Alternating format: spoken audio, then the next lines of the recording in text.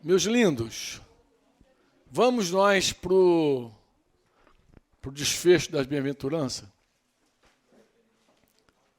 Difícil esse também.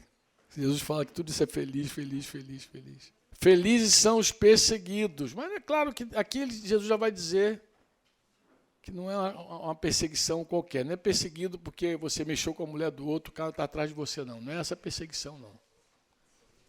Tinha um cara assim, ó, uma vez na igreja, falou assim, olha por mim, pastor. Estou passando sofrendo maior perseguição. Pô, quando eu vi a história da perseguição do cara, eu falei, pô, você arrumou encrenca. Agora estão querendo acertar as contas contigo. Que perseguição é essa, mano? Vamos lá, rapaz. Felizes vocês quando vos injuriarem e perseguirem, mentindo, disserem todo mal contra vocês por minha causa. Exultai, alegrai-vos, porque é grande o vosso galardão. Felizes os perseguidos por causa da justiça.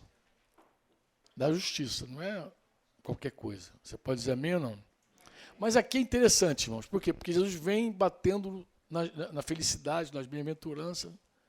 E aí você vai lendo, tu fica tão feliz assim de ler, poxa, os pobres de espírito, ai meu Deus, coisa linda, os misericordiosos, mano.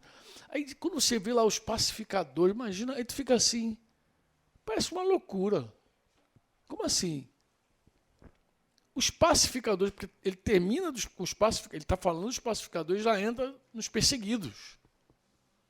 Então, como que os pacificadores se tornam perseguidos? Porque o ápice do negócio, o negócio está caminhando de um jeito ali que ele já está dizendo feliz, já está dizendo o que você vai ser. Se você galgar essa escada das bem-aventuranças, tu vai ser, entre tudo, um pacificador. E quando você está lá no auge da alegria, assim, do pacificador, ele diz assim, mas você também vai ser feliz quando você for perseguido. Aí você fica assim, meu Deus do céu. Jesus iniciou falando da felicidade, tratando das nossas atitudes para com Deus. Pobre de espírito, manso, tudo isso é com Deus, nossos problemas, nossos com Deus. Depois ele também trata das questões conosco mesmo, das questões nossas. Com os outros, que o pacificador vai falar dos outros, mas agora ele se volta e fala sobre a atitude do mundo com relação a nós. Depois, quando a gente entrar no Sermão do Monte, tu vai ver que Jesus segue a mesma linha. Ele segue a mesma linha. Ele bate relação com Deus, crises interior, tratar com as nossas próprias misérias. Depois ele vai falar como lidar com o sofrimento imposto pelos outros. Eu penso que daí que surgiu aquela frase antiga, que o reino de Deus é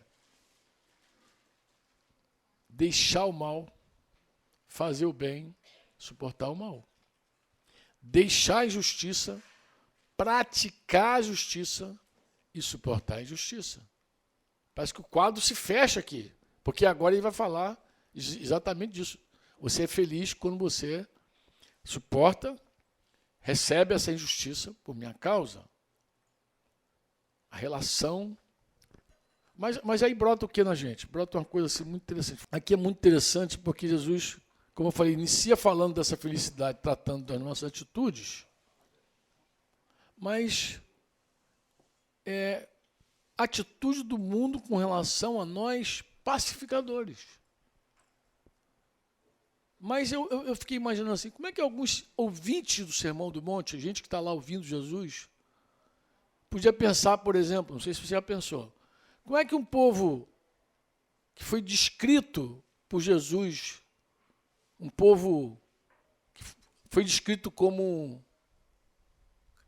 um povo esvaziado de si mesmo, humilde, manso, cheio de misericórdia, dedicado à necessidade dos outros, pacificador, como é que essas pessoas não seriam muito bem recebidas pelo mundo?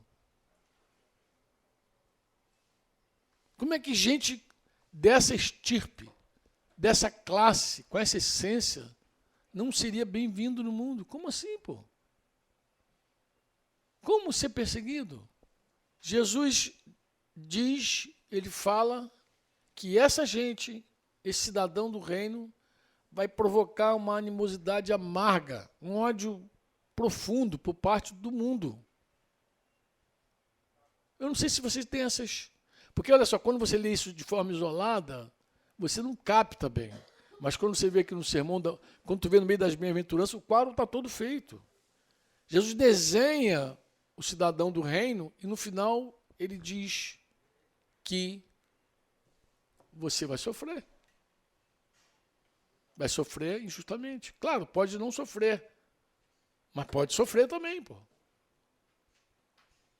Pedro, que estava aí nesse sermão, ele escreve a primeira carta dele, capítulo 3, versículo 3 a 17. Ele vai dizer mais ou menos assim. Ora, do versículo 3 em diante. Quem há de maltratá-los se vocês forem zelosos na prática do bem? Acho que Pedro fez essa pergunta, dizendo assim, quem é que vai maltratar vocês se vocês forem zelosos pelo bem? Se fizer a coisa certinha. Mas ele deve ter lembrado de Jesus, né? Ou visto a prática, ou visto as coisas acontecendo. Aí ele vai dizer assim no versículo 14, mas mesmo que venham a sofrer por causa da justiça, vocês são bem-aventurados, confirma Jesus. Claro, ele tinha que ensinar o que ele foi ensinado. A doutrina dos apóstolos não era nada inusitado, novo. A doutrina dos apóstolos era a doutrina de Jesus. Ele vai dizer, vocês são felizes, mas ele vai agregar outras, ele vai dizer, não tenham medo das ameaças, não fiquem angustiados. Eu estou lendo 1 Pedro 3, 13 a 17. Não fiquem angustiados, pelo contrário, santifiquem a Cristo como Senhor no seu coração, estando sempre preparados para responder a todo aquele que pedir razão da esperança que vocês têm. Mas façam isso com mansidão e temor, com boa consciência, de modo que naquilo que falam mal de vocês, mas como é que vai falar mal de gente que está fazendo a coisa certa? Mas falam. Fiquem envergonhados esses que difamam a boa conduta que vocês têm. Ou seja, Pedro está dando um caminhozinho assim, se os caras começarem a tratar vocês mal por causa da justiça, ainda assim trate eles bem, pô. Não devolva mal, trata eles bem, pô. Trata bem, esteja pronto para responder qualquer questão que diz respeito à tua esperança, mas faz isso com mansidão, não vai contender, não. Se alguém quiser ouvir, fala. Se alguém te puxar para questionar, responde. Mas não faz isso com briga, não, pô. Faz com uma boa consciência, naquilo que estão falando mal de vocês, vocês andem bem para que essas pessoas fiquem envergonhadas, porque eles estão difamando uma boa conduta. Aí o versículo 17 ele vai dizer, porque se for da vontade de Deus, se for, é melhor que vocês sofram por praticarem o bem do que por praticarem o mal. Aquilo que eu falei, o cara arruma encrenca, depois está sofrendo, não pode dizer que isso aí glorifica a Deus. Você arrumou encrenca, você cavou o pênalti. Falei da galerinha que está fazendo apologia à droga, o uso da maconha de forma recreativa. Daqui a pouco esse cara arruma encrenca, eu estou falando sério, eles estão na cidade do interior, eles nem sabem. O Amadinho lá nem sabe com o que ele está lidando. Ele vai arrumar encrenca feia. Em algum momento ele vai arrumar encrenca. Não vai dizer que é perseguição por causa de Jesus. É a tua carnalidade. Você está fazendo uma coisa ruim, perversa, mentirosa, carnal, e depois vai colher o fruto disso. Não diga que foi perseguição. Que Jesus não te meteu nessa roubada, não. Vale a pena destacar o seguinte, irmãos, sobre esse ensino. Que Jesus não quer que nós sejamos discípulos ingênuos. Em que sentido, Franco? Jesus fala do preço para segui-lo. Jesus, ele não nos engana sobre o sofrimento e sobre o custo do discipulado.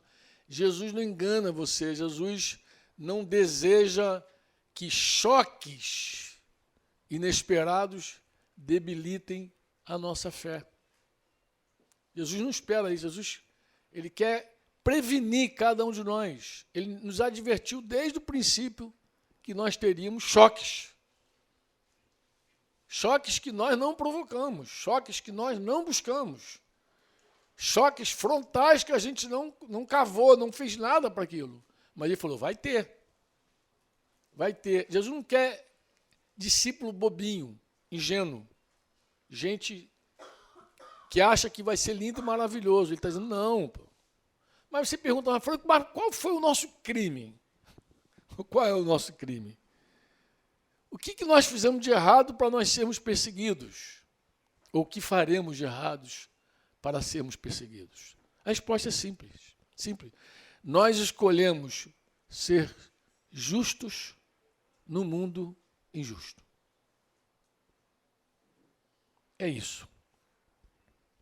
Esse mundo não aguenta. Ele não suporta a justiça. Ele não suporta a retidão. Ele não suporta ver alguém andando certo. Porque o certo, ele expõe o errado.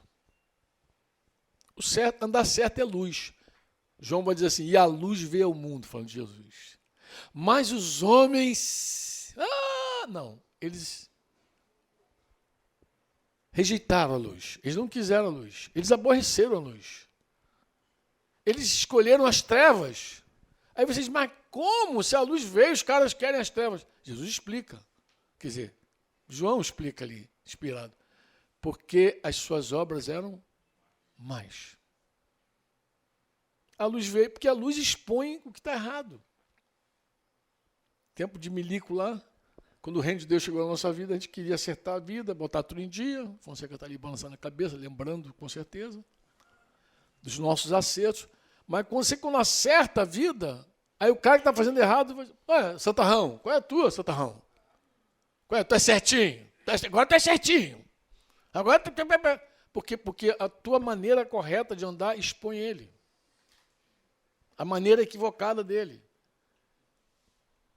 Eu lembro de um cara que dizia assim, não, mas não tem nada a ver levar comida para casa, levar assim, o pessoal do rancho. Né, eu dizia, não, se não tem nada a ver, é simples. A próxima vez que tu sair, eu vou chamar o PA ali, que está de guarda ali, vou dizer, ó, revista aqui. Não, aí não, aí não. Falei, mas se é tão natural, tão certo, por que você não quer que o PA revista a tua bagagem, teu carro, tua mala? Não, era comidinha crua. Não, nem até pronta, eles levavam tudo, arrestava geral. Porque é público, é nosso. Não, tá aí. Aí começa aquela bagunça brasileira, que deve ser tudo que permeia. Você imagina um político honesto, se tiver algum, não sei se você conhece algum, mas imagina o conflito que esse cara vai ser perseguido. Por quê? Porque a vida reta expõe a vida torta. Expõe. Nós escolhemos ser justos no mundo injusto.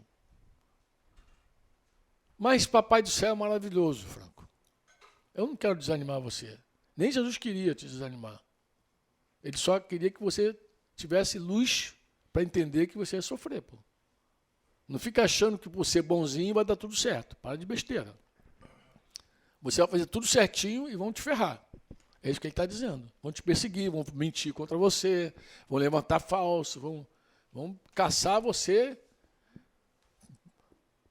Vai ser pior do que Saul com Davi. Vão querer fazer você de tiro ao alvo. Isso vai acontecer. Pode acontecer, disse Pedro. Se for a vontade de Deus que você sofra, então escolhe sofrer pela causa certa. O que tem de bom nessa história? Deus ele nos deu um coração para suportar tudo isso. E sermos felizes. Porque ele está dizendo que feliz é. Você é feliz quando tudo se levanta contra você, você é feliz. Pô. Mas existe. Como é que alguém é feliz? Deus mudou o nosso interior. Deus mudou o nosso coração. Nosso coração, eu falo com os irmãos isso, eu falo sempre. Falei esses dias com aquelas irmãs que vieram de Alagoas aqui, eu falei, minhas queridas, o Espírito de Deus na tua vida te dá poder para sofrer. A graça de Deus na nossa vida não apenas é salvadora, mas ela também é sofredora. Ela nos dá a condição de padecermos por Ele. Não fica pensando que você não tem poder para isso. Você tem poder e vai passar por isso bem. Por isso que nós somos como a águia que voa contra a tempestade. A gente não foge da tempestade, das encrencas, a gente vai contra. Amém? Porque manso, inclusive, não é uma pessoa impotente, inclusive nem é impotente. Jesus tinha 72 mil anjos à disposição dele, para entrar em ação qualquer hora. 72 mil anjos. Você já viu o estrago na Bíblia que um anjo faz? 2. Você imaginou? 72 mil. Ó, Deus não precisa para exterminar toda a raça humana de 72 mil anos. Não, homem, não precisa. Eu te garanto, só vê o estrago que 2 anjos fizeram, não me lembro agora se foi 2 ou 1, não me lembro. Que 2 fizeram lá no meio do exército da Síria. Eram milhares de mortos, com 2 anjos. Já pensou Jesus falando, eu tenho aqui 72 mil. Ele é manso e humilde de coração, mas não é impotente. Tem poder. Tem poder. Você pode até erradamente usar um poder de forma equivocada. Eu lembro de um reverendo lá no interior de Minas Gerais, que ele arrumou uma briga com um camarada lá, e ele então, no meio da confusão, falou assim, tu já me viu tirar demônio? Tu já me viu tirar demônio? O cara, vim sim, pastor, eu vou chamar os demônios para cima de você agora, tu vai ver só. E o cara ficou com medo mesmo. Pensou que eu ia começar a invocar os demônios para cima de mim, eu estou ferrado, não sei o quê. Ficou com medo. Cara, eu mando o demônio embora, eu chamo também, pô, em nome de Jesus. Que coisa louca. Mas eu não duvido que ele tem autoridade, em nome de Jesus, pô. Você já viu como os caras brincam com o demônio? Senta, levanta, pula, planta banana. Eles fazem com o demônio que Jesus não fez. Jesus nunca quis. Da CPF, qual é o número da conta? O que tu fez no passado? Entrevista demônio. Então, uma coisa antiga de uma rádio que entrevistava demônio, e aí, numa dessas entrevistas de demônio, a briga era a seguinte, era dizer que o demônio tinha que dizer que ele não gostava da igreja tal, gostava daquela. Sabe qual é a história? Você gosta daquela igreja? Gosto daquela igreja. Por quê? Porque lá as mulheres andam assim, assada, então vai falando. Aí, pá. E ele ia perguntando sempre da outra igreja, né? Sempre para tirar a gente de lá para cá. E daquela igreja tu gosta por quê? Porque aquela igreja tem gente assim, e aí ia dando as denúncias. Aí, e daqui tu não gosta? Gosta, como gosta? Aqui você me dá um microfone para falar. Isso não é piada. Isso não é piada. Me conta, Franco, eu ouvi, eu estava lá. Isso não é piada. O demônio falou, eu gosto que me dá o microfone. Estava empolgado, o demônio devia estar empolgado já. Mas Jesus tinha 72 mil. O manso não é impotente. Nós, na perseguição, não somos impotentes. Você pode dizer amém ou não? Mas, inclusive, Deus nos deu uma armadura, Deus nos deu essência, Deus nos deu toda a condição de passar qualquer tribulação. É por isso que Paulo diz que a gente pode passar tribulação, perplexidade, perplexo, ele diz perseguido, até abatido, mas nós não seremos destruídos, não seremos angustiados. Amém? Ele vai falando, as coisas acontecem na tua vida. A tribulação é aquele sofrimento que te aperta, te espreme. Mas ele fala assim, você vai ser exprimido, ele escreveu nos Coríntios, mas você não vai ficar na moenda, você não vai amargar. Claro, isso tudo para o cara que quer o Senhor, que ama o Senhor. Porque todas as coisas cooperam para o bem daqueles que amam a Deus. Daquele que ama a carne não pode, ama a Deus, pô, gente. Por favor, não muda a Bíblia. Senão tu fica dizendo, mas José é crente, se ferrou todo, mas por favor, cara, olha bem a vida do cara lá. Porque os que amam a Deus têm um selo que você pode garantir. Vai cooperar para o meu bem, porque eu amo a Deus, estou fechado com Jesus, não abro mão dele. Ele diz, olha, tu vai ser exprimido igual limão, igual cana passando na moenda, mas você não vai ficar preso na moenda. Você não vai amargar, não vai ficar lá angustiado. Você vai ser, pode passar perplexidade. Perplexidade, eu estava vendo, o que é uma pessoa perplexa? O que Paulo quis dizer por isso? É um sofrimento difícil, que é quando Deus te esvazia. Eu até fiz uma analogia, faz de conta que Deus meteu um aspirador dentro da tua boca, de pó, de lama, de tudo, sugou tudo, te esvaziou. Ele esvaziou você, perplexo, uma pessoa sem recurso. É uma pessoa que vê um problema de, meu Deus, eu não tenho como fazer, eu não tenho como resolver. Isso é perplexidade. E Paulo diz, você vai ficar perplexo, você vai se ver sem recurso, mas aquilo não tem poder para destruir você. Nem quando você for perseguido porque você não está desamparado, e nem quando você cair igual um avião do chão, porque você não vai ser destruído. A tua vida está oculta, diz a Escritura, oculta em Cristo, com Deus. Quem é que pode matar alguém, destruir alguém, ferrar alguém que está com Deus oculto? Quem pode? Ninguém, pô. Por isso que ninguém pode nos separar do amor de Deus. E Deus nos deu essa condição. Você diz amém ou não? E é uma condição, irmão, de verdade, Jesus espera que isso aconteça. Que a gente galgue essa escala das bem-aventuranças. Entendeu? Porque a gente tem um coração firme, capaz de suportar todas as tribulações da vida. Amém ou não? Esse coração tem certeza, tem fé inabalável dentro dele. O Espírito do Senhor está sobre ti. Amém? Quando você é injuriado, perseguido, caluniado pelo nome do Senhor, você não vai tremer na base, você não vai tremer, pode confiar, o Senhor está contigo. Mas, Franco, são muitas calúnias, fofocas, o mundo, o anticristo, sei lá, o que se levantou contra você, não é suficiente para abalar você. Porque você é o servo do Deus vivo. Você é a serva de Deus, você é a menina dos olhos de Jesus. Você crê ou não? O Senhor Jesus, ele chegou a dizer, aí sim, olha que coisa interessante.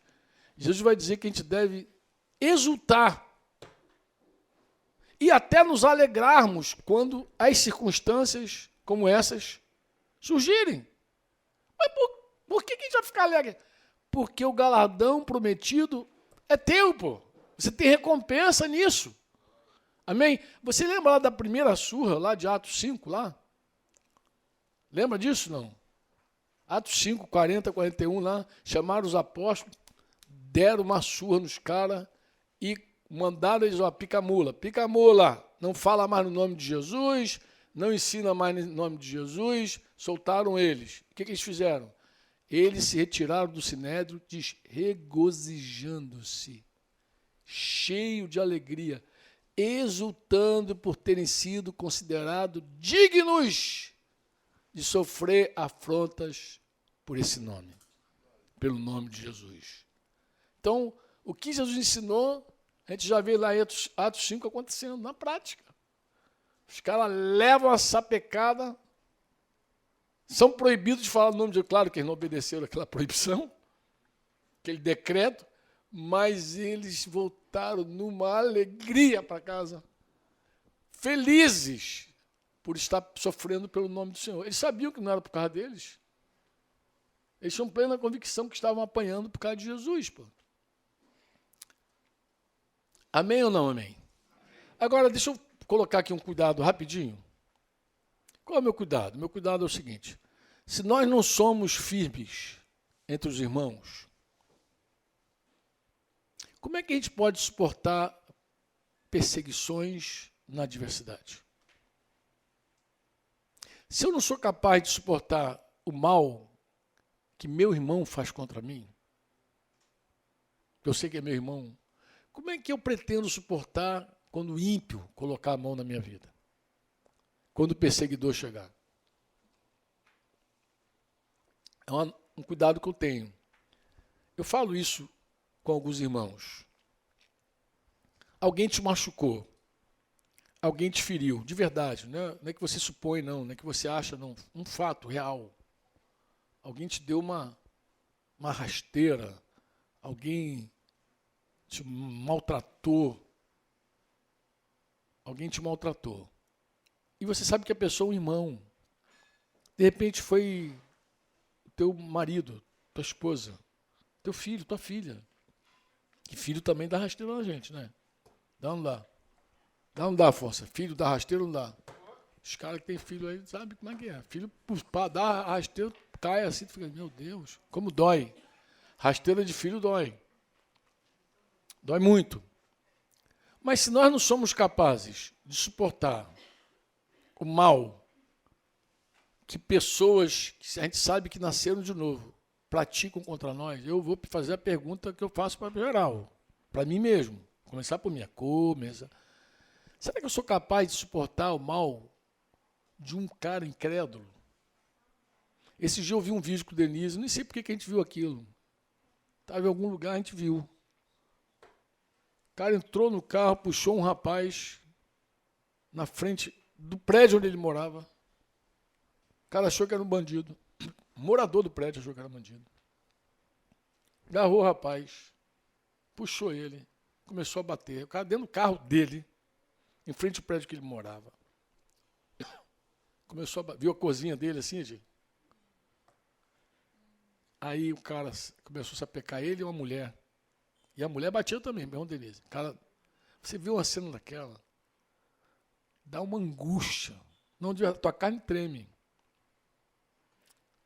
Verdade, eu fico pensando assim, meu Deus, a gente precisa de muita graça para ver, já precisa de graça, imagina para sofrer.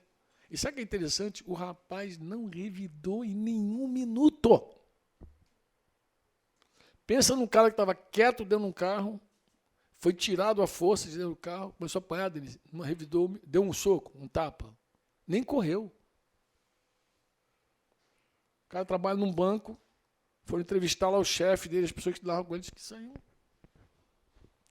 é um doce. Esse camarada é um doce. Ele é esse cara aí o tempo inteiro. É essa pessoa que está aí.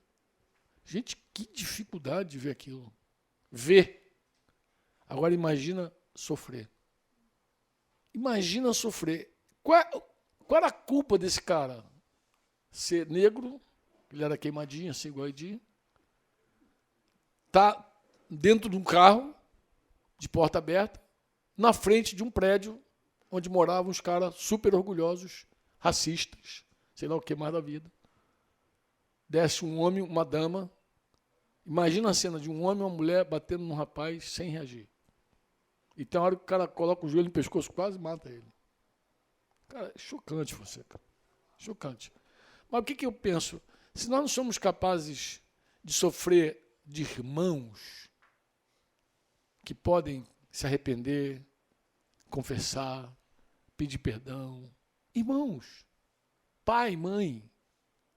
Se a gente é tão orgulhoso, incapaz de sofrer na mão dessas pessoas, o que nos garante que a gente vai sofrer numa tribulação mundial?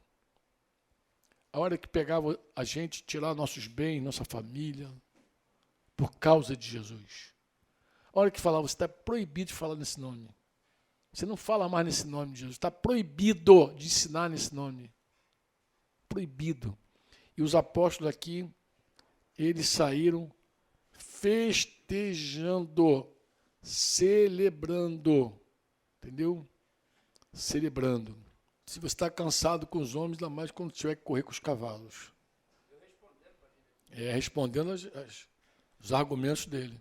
Se você já está cansado de correr com os homens, quanto mais quando tiver que correr com os cavalos. Se você está com medo aqui no lugar gostoso, ainda mais quando você tiver que entrar naquele bosque profundo, tenebroso lá, como é que vai ser? Bem isso aí, Fonseca. É bem isso aí. É bem isso aí. Se nós não somos firmes em suportar os irmãos, como é que a gente vai suportar nossos perseguidores na adversidade? A gente nem encontra irmãos firmes com frequência na igreja, tá, irmão? A igreja nesse quesito, é fraca. Quando eu digo firme, eu estou falando de firme de confrontar, não tem, e firme de sofrer, também não tem. A igreja carece de gente firme. Eu, quando encontro alguém firme, eu me alegro, eu festejo, porque é raro. Não tem. Gente que vai até o final, que confronta no amor, que permanece ali, mas que suporta também as carnalidades do outro em paz, que não desiste do irmão, que fica ali pegando aquele vômito todo na bandeja, entendeu?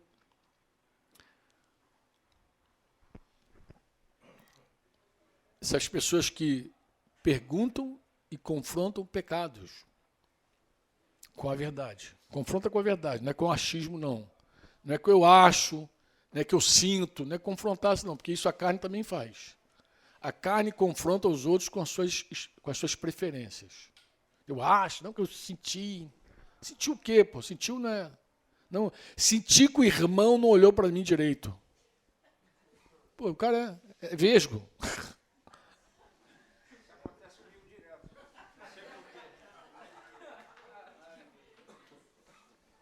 O irmão passou, não falou comigo. Tem esses melindrosos todos entre nós. E às vezes quer confrontar a pessoa. Vim aqui pedir perdão. Por quê? Porque você passou, não falou comigo. Aí magoei, fechei o coração para você. Cara, é muita carne, gente, pelo amor de Deus.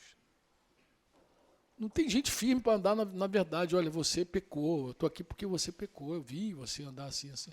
E ainda assim Jesus falou, pergunta. Argue teu irmão. Nem chega com a espada no pescoço, não. Você tem convicção. Fulano pisou na bola. Vai perguntar a ele se foi aquilo que você viu, é aquilo mesmo, pô. Olha, isso é uma raridade no meio da igreja. Raridade. Raridade quando você encontra alguém que caminha todos os passos contigo. É raro ou eu estou de ondinha? Ó, o que a gente tem no meio da igreja? Gente que faz vista grossa, que vê o pecado e passa por cima. Aí as pessoas apelam para o fermento da malícia. Aquela coisa de duplo sentido, lembra? Eu falei sobre isso aqui, não? Malícia e maldade, não. Não, eu falei recente com a igreja no Rio, com os líderes da igreja no Rio. Até pensei, a gente podia, de repente, tocar em algum momento sobre isso. É artifício que a gente usa para tratar com outra pessoa. Em vez de ser direto, sentar e conversar e falar olho no olho, não, porque tem gente, a gente tem mensagem balaônica, nós temos perguntas maliciosas. Pastor, fala, minha filha, é pecado usar brinco? Ela não usa porque acha que é pecado, mas tem a outra vizinha com o maior brincão aqui, quase. Ela não quer resposta, ela acha que é pecado, ela quer que o pastor diga, é pecado usar brinco, para a vizinha ouvir. Isso é pergunta maliciosa. Pergunta capciosa. Você não quer a verdade. Você não quer. Tem pergunta que é maldosa, maliciosa, que se faz para você, para alguém responder para o outro receber essa ensaboada na cara. Se a pessoa que está respondendo discernir, o melhor ela não responder. A gente conversa depois. Entendeu? É melhor não responder. Ou então já limpar tudo ali. Se tiver um grupinho muito íntimo, já falo assim, a tua pergunta é por quê? For um grupinho menorzinho, bem íntimo, por que você está perguntando isso, filho? Porque contra o fermento da malícia e maldade, Paulo falou que a gente tem que usar os armas da sinceridade e verdade. Sincero, sem cera. Direto. Sem tapiação. Porque a maldade é aquele óculos escuro que você coloca, tudo azul, tudo vermelho. Tem gente que só vê maldade. E aí começa a falar maldade também. Agora também conversava com a irmã sobre isso. Falando, me referindo à igreja de Cabo Frio. Eu falei, a igreja de Cabo Frio, falei hoje também de manhã com a irmã. Ela citando um caso lá. Eu falei, a igreja em Cabo Frio tinha um perfume que eu apreciava muito. A honra à liderança, era uma coisa muito forte na igreja. Honra à liderança. Cara, uma igreja que eu admirava. Cara, como esses irmãos honram. Eu não estou falando que eram líderes perfeitos. Eu nunca falei isso. Eu falei a qualidade de quem honra uma liderança. Um perfume, sabe? Não estou falando que a gente é perfeito. Ela honrava. De repente entrou um fermento lá de queixa, não sei o que, questionar, uso de dinheiro, estrutura, os papos assim. Cara, contaminou uma série de pessoas. Inclusive essa pessoa que a irmã estava citando.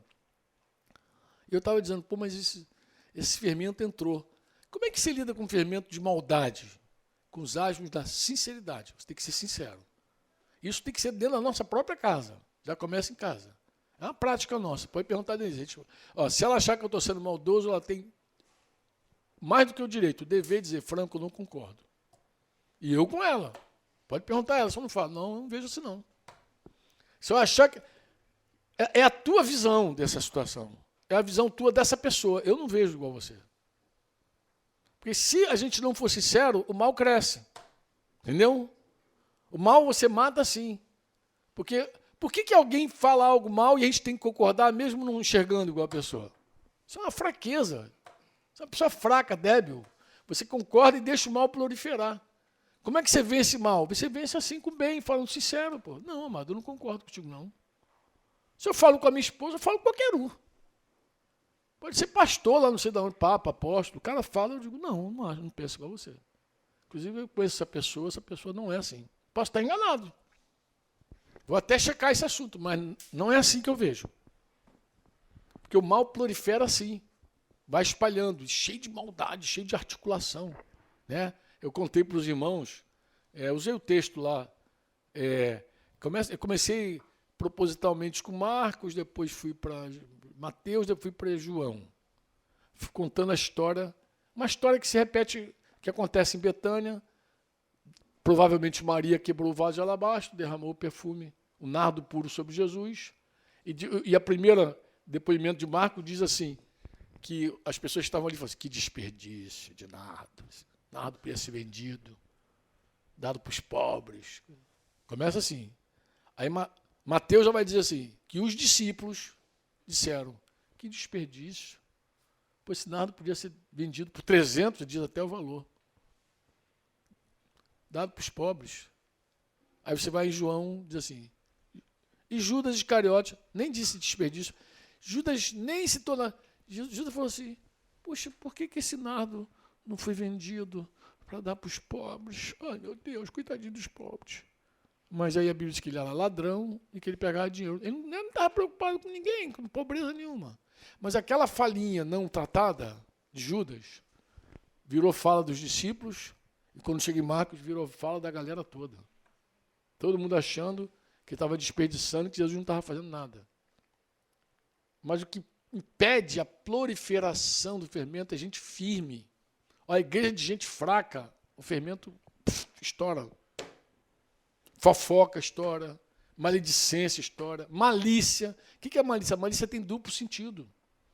É gente fraca que não quer falar, não quer confrontar, não quer ir andar, e aí permite as pessoas fazerem, jogar a coisa com duplo sentido no ar.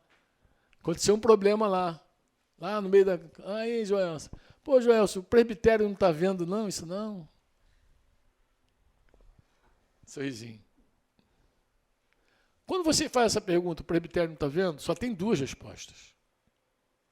Eles viram e não fizeram nada. São omissos. Eles não viram, coitados. Não deveria estar supervisionando nada, são cegos. O presbitério não viu isso, não. Maldade, cara. Isso é uma malícia muito grande. Quem é que trata isso? Gente firme. Gente firme, que honra a Deus e honra seus líderes. Aí freia no caixa. Mas eu digo, se nós não somos firmes dentro de casa, por que você acha que a gente vai ser firme fora de casa? Se a gente não aguenta os trancos dentro do nosso contexto, por que você acha que a gente vai aguentar tranco fora do nosso contexto? Nosso coração precisa estar em Deus, confiar em Deus, descansar em Deus. Você diz amém ou não? Para se manter cada vez forte. É o coração que vai nos dar vitória. Eu vou fazer aqui, rapidamente mesmo, vou citar aqui alguns versículos de alguns salmos. Só salmos. Vou pegar aqui, só salmo. Salmo 4, 5. Ofereceis sacrifício de justiça e confiai no Senhor. Eu peguei só salmos que falam sobre a confiança em Deus. Só isso. A luz aqui desses salmos, só 5:11. Mas alegre-se todos os que confiam em ti. Alegre-se, exultem eternamente porquanto tu os defendes. Sim, glorie-se em ti os que amam o teu nome. O Salmo 20, versículo 7. Uns confiam em carros e outros em cavalos, mas nós faremos menção do nome do Senhor nosso Deus. 21, 7. Pois o rei confia no Senhor e pela bondade do Altíssimo permanecerá inabalável. 22, 4 e 5. Em ti confiaram nossos pais. Gosto demais disso aqui. Confiaram e tu os livrastes. A ti chamaram, clamaram e foram salvos. Em ti confiaram e não foram confundidos. Parece que os filhos estão falando acerca dos pais aqui. Muito lindo, né? 27, 3. Ainda que um exército se acampe contra mim, o meu coração não temerá. Ainda que a guerra se levante contra mim, conservarei a minha confiança. 32, 10. O ímpio tem muitas dores, mas aquele que confia no Senhor, a misericórdia o cerca. 37, 5. Entrega teu caminho ao Senhor, confia nele, e ele tudo fará. 43. Pôs na minha boca um cântico novo, um hino ao nosso Deus. Muitos verão isso e temerão e confiarão no Senhor. 40, versículo 4. Feliz, bem-aventurado o homem que faz do Senhor a sua confiança e que não atenta para os soberbos, nem para os que os apóstatas, para aqueles que apostataram, os apóstatas mentirosos. 56:3. No dia que eu temer, parece um contraponto, hei de confiar em ti. Versículo 4. Em Deus, cuja palavra eu louvo, em Deus ponho a minha confiança e não terei medo. 71:5. Pois tu és a minha esperança, Senhor Deus, tu és a minha confiança desde a minha mocidade. 73:28. Mas para mim, bom é aproximar-me de Deus, ponho a minha confiança no Senhor Deus para anunciar todas as suas obras. 112:7. Ele não teme mais notícias, ele, né, o que confia. O seu coração está firme, confiando no Senhor. Não teme as más notícias, nem fake news, nem news verdadeiras. 118:9. É melhor refugiar-se no Senhor do que confiar nos príncipes. Você sabe que esse versículo aqui é o centro da Bíblia, né? Somando todos os capítulos, versículo dividido em 2, esse é o versículo que está no meio. É ímpar, vai ficar esse versículo isolado. É melhor refugiar-se no Senhor do que confiar em príncipes. Mas sabe qual é a curiosidade disso aqui? Tem uma curiosidade. É porque a soma de todos os capítulos vai dar 1189. E o barato é 118,9. Esse que é o barato aqui. Que a soma de tudo é 1189. E aqui, esse versículo aqui é o versículo 18:9. Que está entre, outra curiosidade, está entre o maior capítulo da Bíblia e o menor, tá? É o 118. Ele está entre o 119, que é o maior, e o 117, que é o menor. Ele é centro em vários aspectos, centro, e aqui é o centro do centro. Melhor refugiar-se no Senhor do que confiar nos príncipes. 125:1. Aqueles que confiam no Senhor são como o monte de Sião, que não pode se abalar. Os que confiam no Senhor, mas permanece para sempre. Você pode dizer amém ou não? Sofrer justiça, ser perseguido e caluniado pelo nome do Senhor, é duro, com certeza.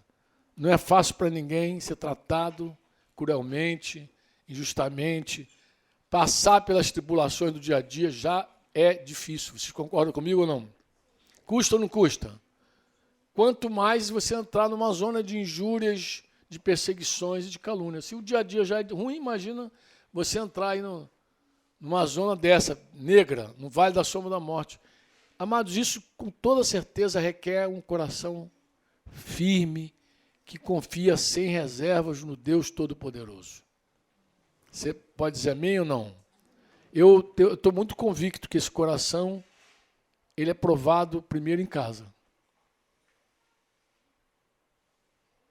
No seio da família, da igreja. E quando nós saímos dali, daquela fornalha da casa, da família, da igreja, a gente está firme para encarar tudo.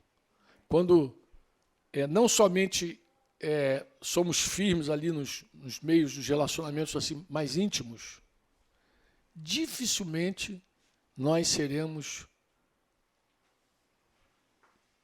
fracos, débeis nos ambientes mais hostis.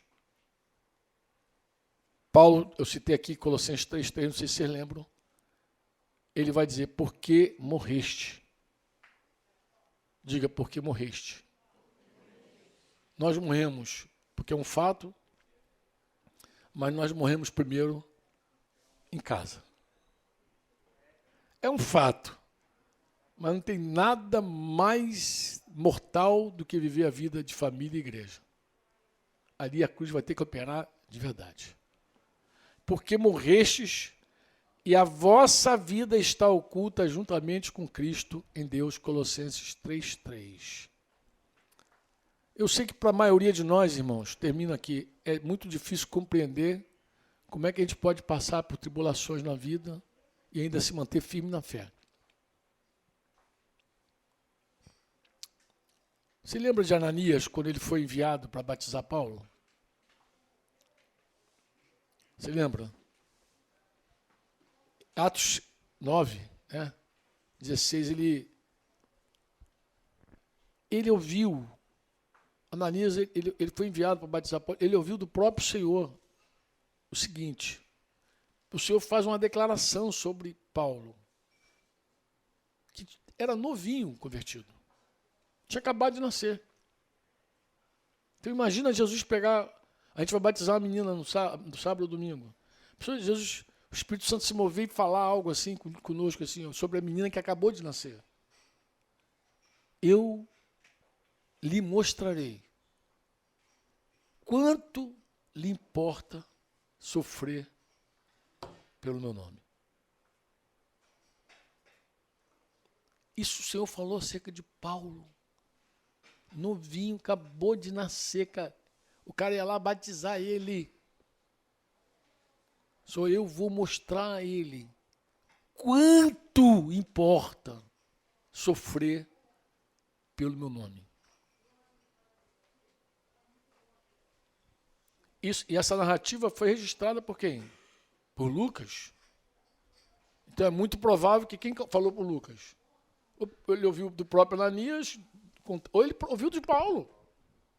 Eu acho que muito mais provável de Paulo, concorda comigo? Paulo é o discipulador dele, o cara que cuidou dele, muito provável que Paulo tenha dito, ó, quando o cara chegou lá, ele já falou o que Deus falou com ele. Que eu ia sofrer muito, moer. O cara acabou de nascer, já recebe uma notícia dessa na lata. Você vai sofrer muito pelo meu nome. Talvez por isso também, porque sofreu tanto, Paulo tenha ensinado tão forte sobre o sofrimento. Tão forte.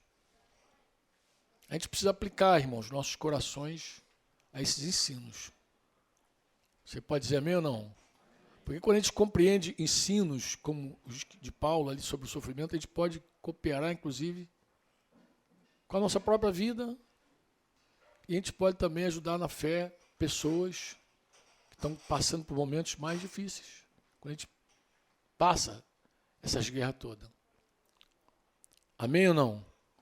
O texto que eu citei aqui de 2 Coríntios 4, 8 a 9, citei rapidamente, só vou deixar registrado, tá? Em tudo somos atribulados, porém não angustiados, lembra? Perplexo, esvaziou. Eu não consegui falando, né? Esvaziou, porém não desanimados, perseguidos, porém não desamparados, e abatido, porém não destruído. Esse texto, Paulo deixa claro o seguinte, que tem sofrimento que nos esmaga, mas esse esmagar aí, esse angustiado aí, ele está dizendo, não vai ficar preso, você não vai ficar aí nesse deserto. Tem sofrimento que nos esvazia, por isso não vai desanimar você não vai desanimar porque você não tem recurso. Você não vai desanimar, ele está dizendo, não vai desanimar. Tem sofrimento que persegue a gente, e aqui eu te garanto, nenhum de nós provou perseguição ainda. Perseguição é quando alguém coloca você como um alvo para ser destruído. Paulo, logo que nasceu, os caras fizeram um voto, um jejum lá, um voto de anátema, de ser maldito para sempre. Eles não comeriam até matarem Paulo. Isso é perseguição.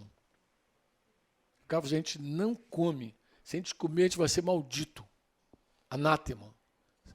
A gente só vai comer depois que matar Paulo. Ou esses caras morreram de fome, ou foram malditos, ou se converteram. Porque não tem explicação. Não mataram Paulo. Paulo tinha acabado de nascer no Senhor. Isso é perseguição.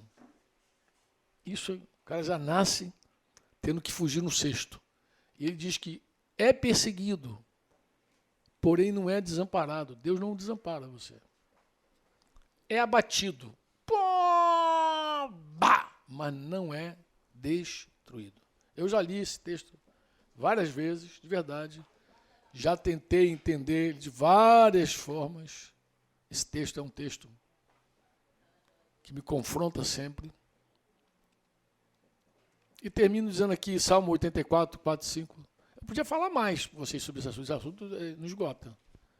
Feliz o homem cuja força está em ti, e cujo coração se encontra os caminhos aplanados, o qual passando pelo vale árido, faz dele um manancial de bênçãos.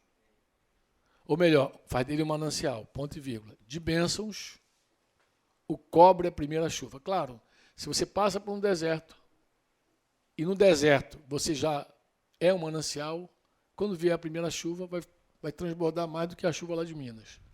Na primeira chuva você já está cheio, já está lotado. Amém? Vão indo de força em força. Cada um deles aparece diante de Deus em Sião. Amém? Esse homem é feliz, disse o salmista. O homem que se refugia em Deus e cuja força dele está em Deus. Você pode dizer amém ou não?